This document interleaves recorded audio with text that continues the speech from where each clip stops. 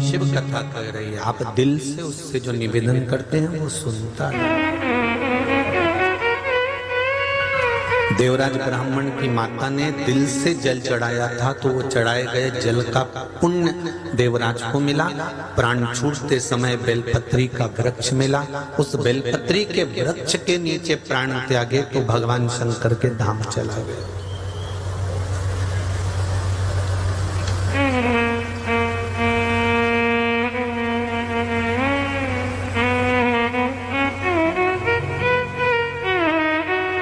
प्राण छूटेंगे ये निश्चित है,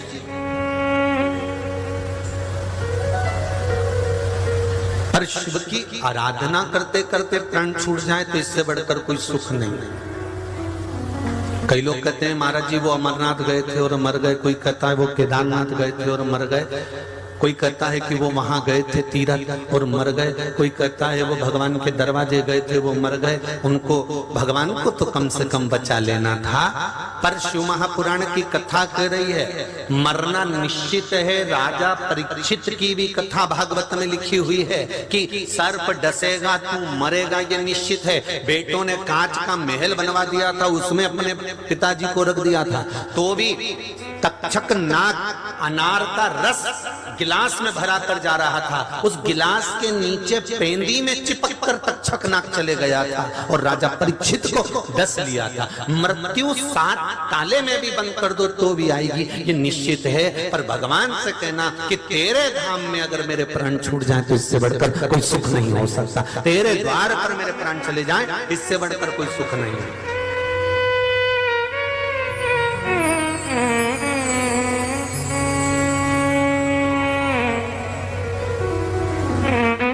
धन्य है परली बैजनाथ की माताओं, धन्य है परली बैजनाथ में निवास करने वाला एक एक भाई, बैद्यनाथ बाबा की इस पावन धरा में रहने वाला एक एक बच्चा, एक एक भाई, एक एक माता, एक एक बेटियां धन्य है। और तुमसे ज्यादा धन्य है परली बैजनाथ में जो झाड़ू लगाने वाले स्वीपर हैं, जो सेवा करने वाले हैं, वो ज्यादा धन्य है। क्यों? प्रतिदिन जब वो झाड़ू लगाते होंगे कितने सारे भक्त बाबा बैजनाथ के दर्शन करने आते होंगे, उनके चरण की रज उड़कर जब उनके सिर चढ़ती होगी तो उनका कल्याण तो यूं ही हो जाता होगा। उनको धन्यवाद। साधुवाद।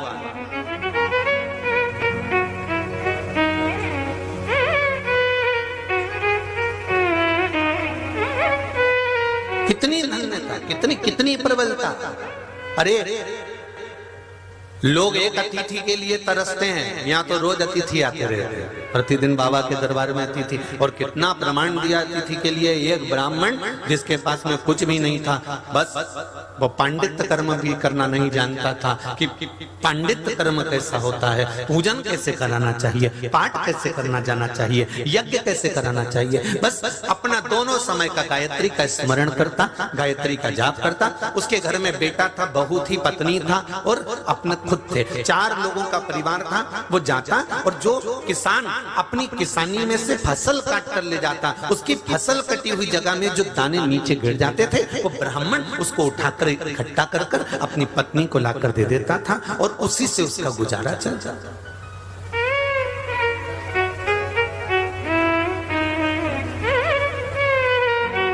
ब्राह्मण रोज जाता, किसान अपनी फसल काट कर ले गया, वहां जो दाने पड़े रहते उसको झोली में भरकर इकट्ठा कर कर लाकर अपनी पत्नी को दे देता, उससे उसका भरण पोषण होता।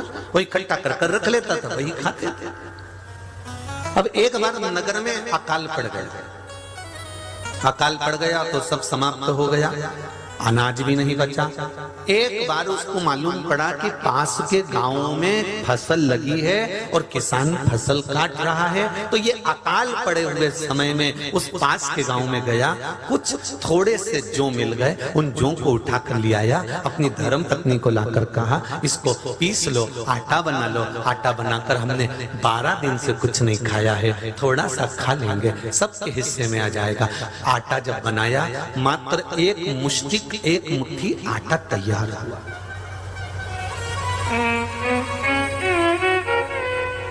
केवल एक मुट्ठी आटा तैयार हुआ और एक मुट्ठी आटा तैयार हुआ और सास ने माँ ने उसके हिस्से कर दिए 1 मुट्ठी आटे का, 1 चुटकी बराबर आटा बेटे का, 1 चुटकी आटा बहू का, 1 चुटकी पति का, 1 चुटकी आटा सास का, 4 चुटकी आटा उसमें निकला। 1 मुट्ठी में कितना आएगा? थोड़ा थोड़ा थोड़ा थोड़ा निकलेगा। बस आटा फांकने ही वाले थे, पानी पीने ही वाले थे, इतनी देर में एक अतिथि आ गया। एक अतिथि दरवाजे पर आवाज लगाया, बहुत भूख लगी है, कुछ खाने को मिल सकता है? ये महाभारत का चरित्र है, ये महाभारत का संवाद है। बहुत भूख लगी है, मुझे कुछ खाने को मिलेगा? आओ साहब विराजा। आसन लगाया, अतिथि को बिठाया और अतिथि को बिठाकर तुरंत अंदर से वो भाई अंदर गया। ब्राह्मण चुटकी भर आटा अपने हिस्से का ला कर दिया, ले साहब आओ। इतना सा पत्नी को खबर गई, पत्नी ने अपनी चुटकी भर आटा ला कर दे दिया, ले साहब आओ। बेटे ने अपना आटा ला कर दे दिया, बहू भी अपना आटा ला कर दे रही थी तो ससुर ने मना कर दिया। बहू तो दूसरे गांव से ब्याह कर आई है, एक तो हमारी परिस्थिति ठीक नहीं है, हम जितने भूखे रहे हैं 12 दिन से, बहू मैंने देखा है तू 16 दिन से भूखी है। हर बार अपना हिस्सा या तो सास को दे देती है, या ससुर को दे देती है, या पति को दे देती है। बहू आज तेरी चुटकी का आटा तू खा ले, तो इस अतिथि को मत दे।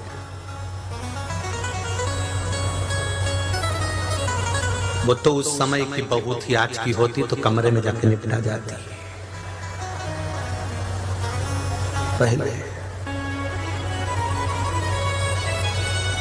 सास ने खाया नहीं खाया, ससुर ने खाया नहीं खाया, मेहमानों ने कुछ खाया नहीं खाया, इसने अपने पति से कहा मुझे नाश्ता करना है, लाके दे रहे हो?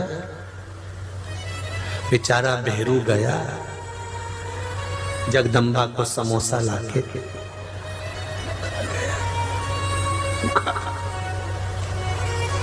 भेरू ने जगदम्बा को समोसा इसलिए दिया कि तू खा पर मेरे प्राण मत खा। तू समोसा खाएगी तो ठीक है, पर प्राण खाएगी तो वो ठीक नहीं।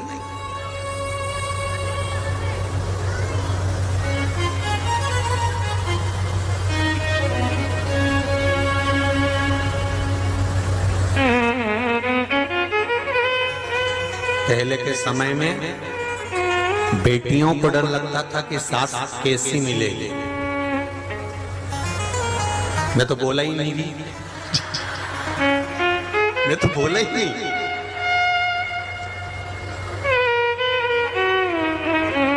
तुम सबकी नजर उतारना पड़ेगी एक बार मेरे को, निश्चित है।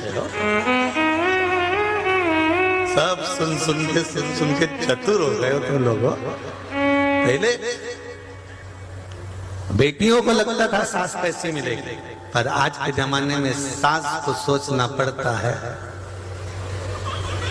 चंद्र घंटा कैसी आएगी, कैसी। चंद्र घंटा इसलिए कहा कि पूरे घर का घंटा बजा के रख देगी, कैसी आएगी इसका कोई भरोसा नहीं हो।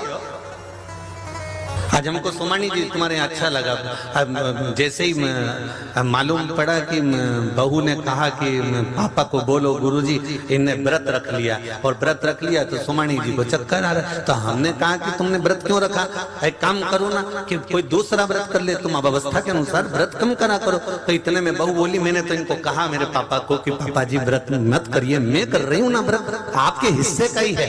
आज दिल खुश हो गया कि बहू आज भी है और सार्थक। अच्छा लगा देख के, प्रसन्नता हुई।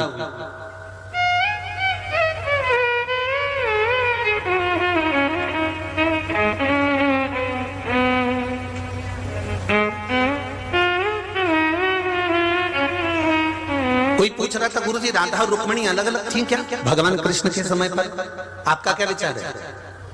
अरे बोलो तो जम के, भागवत तो बहुत सुनी है, एक बार बोलो तो। राधा रुक्मिणी अलग अलग थी? नहीं, पद्म पुराण में लिखा है, देवी भागवत में लिखा है, एक ही देवी ने अपने अंश प्रकट करे थे, एक राधा के रूप में, एक रुक्मणी के रूप में।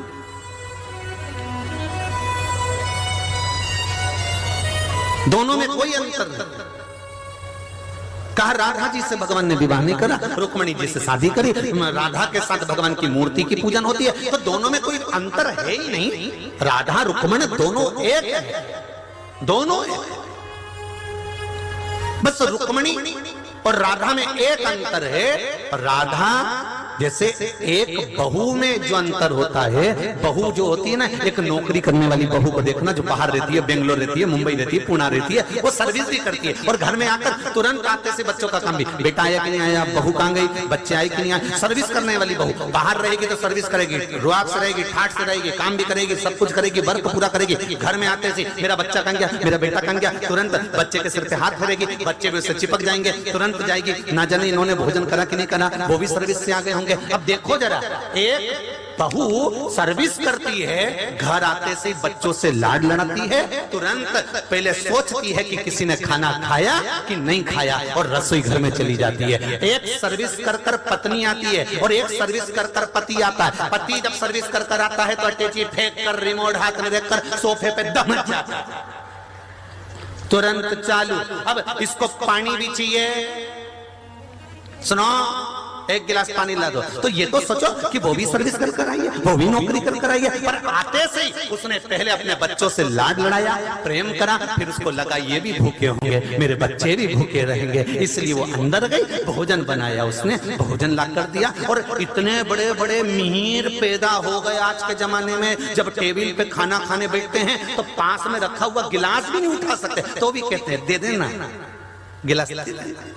जरा विचार करिए, हमारी रुक्मणी और राधा के ये दो रूप हैं। एक वो रुक्मणी का रूप, ये समझ लो कि वो सर्विस भी कर रही है, नौकरी भी कर रही है, बाहर भी जा रही है, राज सत्ता भी संभाल रही है, द्वारकाधीश की पूरी सत्ता को संभालने का काम कर रही है। और एक रूप मेरी राधा रानी का है, जो अपने बच्चों से लाड़ भी लड़ा रही है, प्रेम भी कर रही है, स्नेह भी कर रही है और सबको अपने गले से लगा रही है। ये देवी का दो रूप है, एक है। एक आते से घर में माँ बन जाती है और बाहर सर्विस करती, नौकरी करती, सब संभाल लेती है, आते से भोजन बना देती है, आते से बच्चों को संभाल लेती है। ये दो रूप एक ही है, इनमें कोई अंतर नहीं हो सकता।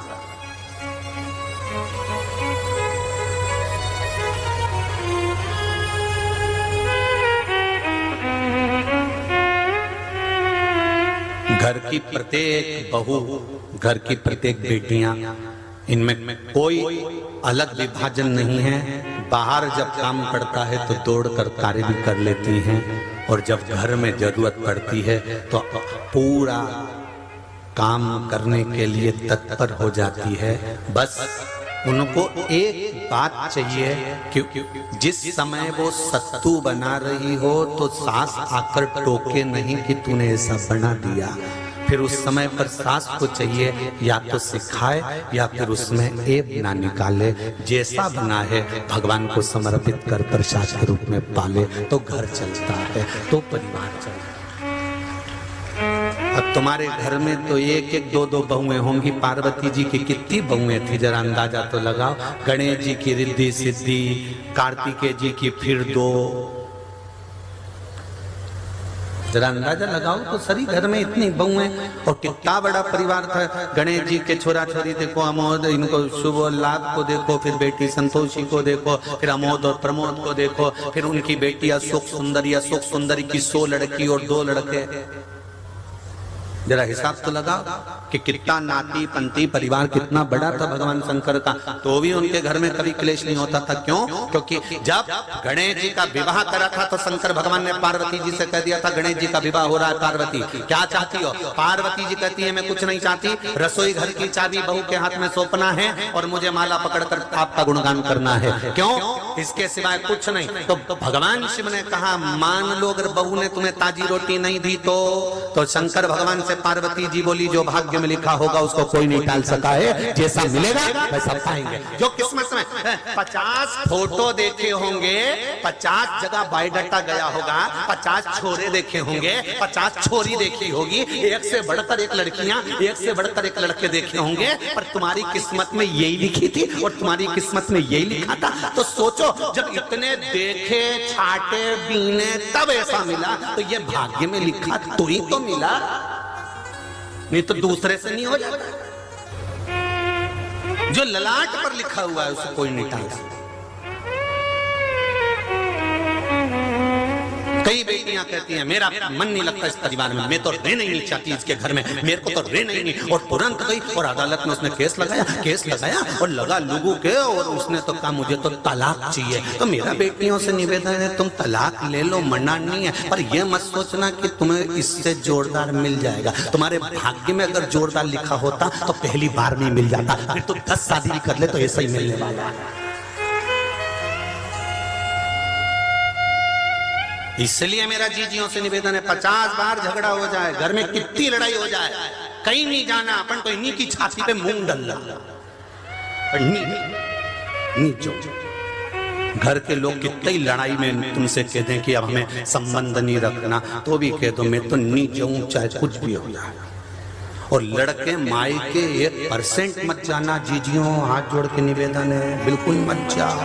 वहीं रहो, जितनी ज्यादा लड़ाई हो उतनी अच्छी चाय बना के पियो, उतनी जोरदार। जब जब गुस्सा आए तो अदरक को ओखली में डाल के कूट दो, पर मुंह से आवाज नहीं निकालना, पर तो अदरक कूट लो, इलायची कूट लो, मल दो और उसको मल के चाय में डाल के और पी जाओ कि अब तो मेरे को बस अब क्या बोलूं, घर के लोगों से कुछ बोल तो सकते नहीं, तो अदरक के अपनी दम निकाल कर तुम तो अदरक पर अपना को नहीं बोलना। आग लगे बस्ती में अपन रेव मस्ती में, जितना ज्यादा झगड़ा हो उतनी जोरदार चोटी बनाओ, एक एक मोती पीरो पीरो के खजूर वाली बनाओ, पर बनाओ। जितना ज्यादा झगड़ा हो उतने खुश हो, होता रहे झगड़ा, क्या कर।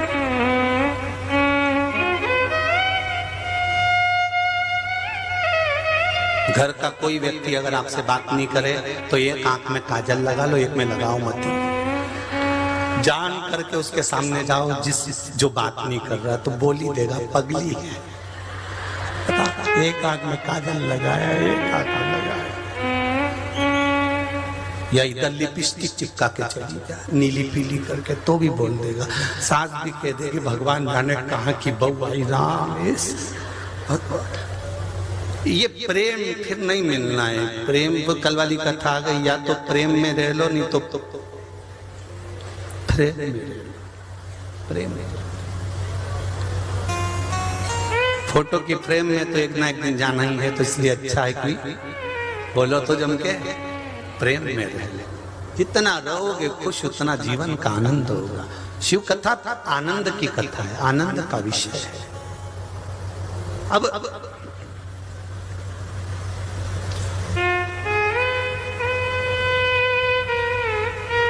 बहू से कहा कि ये